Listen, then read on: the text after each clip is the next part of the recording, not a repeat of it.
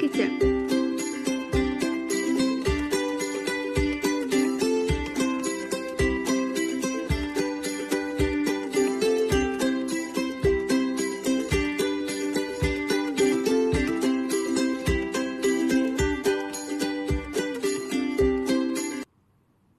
ബാക്കി വരുന്ന ദോശമാവിൽ നിന്ന് എങ്ങനെ വട ഉണ്ടാക്കുന്നതെന്ന് നോക്കാം. 1 കപ്പ് ദോശമാവ് എടുത്തിട്ടുണ്ട്.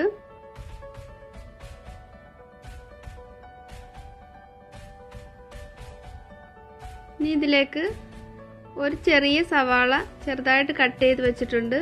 പിന്നെ ഒരു ചെറിയ പീസ് ഇഞ്ചി കട്ട് ചെയ്തെടുത്തിട്ടുണ്ട്. കുറച്ച് കുരുമുളക് ചതച്ചെടുത്തിട്ടുണ്ട്. കറിവേപ്പില ചെറുതായിട്ട് അരിഞ്ഞത്, കുറച്ച് മല്ലിയില, പച്ചമുളക് ചെറുതായിട്ട് അരിഞ്ഞത് എന്നിവ വേണം. പിന്നെ ഒരു 3 ബ്രെഡ് എടുത്തിട്ടുണ്ട്.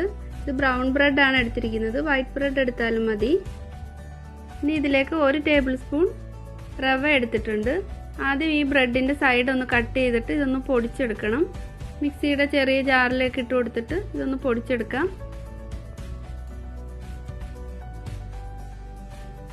ഇതിനി ഈ ദോശമാവിലേക്ക് ചേർത്ത് കൊടുക്കാം.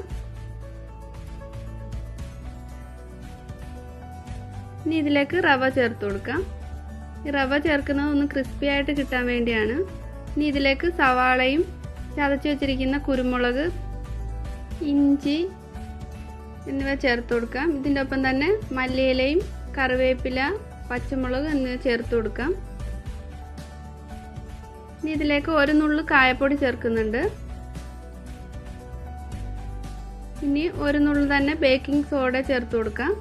ഇതിലേക്ക് ആവശ്യത്തിന് ഉപ്പ് കൂടി ഇട്ട് കൊടുത്തിട്ട് നല്ലപോലെ ഒന്ന് മിക്സ് ചെയ്തെടുക്കാം.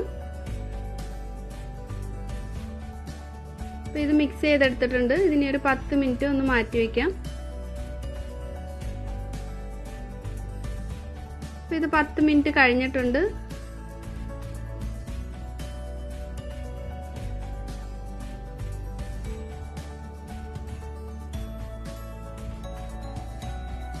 ഇനി ഒരു ബൗളിൽ കുറച്ച് വെള്ളം എടുത്തിട്ട് കൈ ഒന്ന് വെള്ളത്തിലൊന്ന് ഡിപ്പ് ചെയ്തിട്ട് കൈയിലേക്ക് എടുത്ത് ഒരു ചെറിയൊരു ബോൾ പോലെ ആക്കിയിട്ട് വടയുടെ ഷേപ്പിൽ ആക്കിയെടുക്കാം. അല്ലെങ്കിൽ ഇത് കുറച്ച് മാവ് ഒരു കൈവെള്ളയിലെടുത്തിട്ട് ഒരു ചെറിയ കുഴി ഉണ്ടാക്കിയാലും മതി. ഇതിനെ എണ്ണയിലേക്ക് ഇട്ടിട്ട് ഫ്രൈ ചെയ്തെടുക്കാം.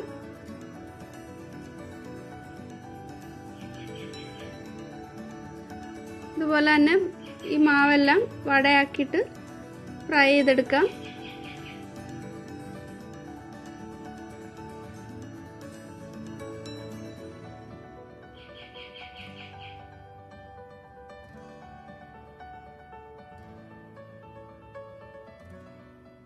മീഡിയം ഫ്ലെയിമിലിട്ടിട്ട് വേണം ഇത് ഫ്രൈ ചെയ്തെടുക്കാൻ.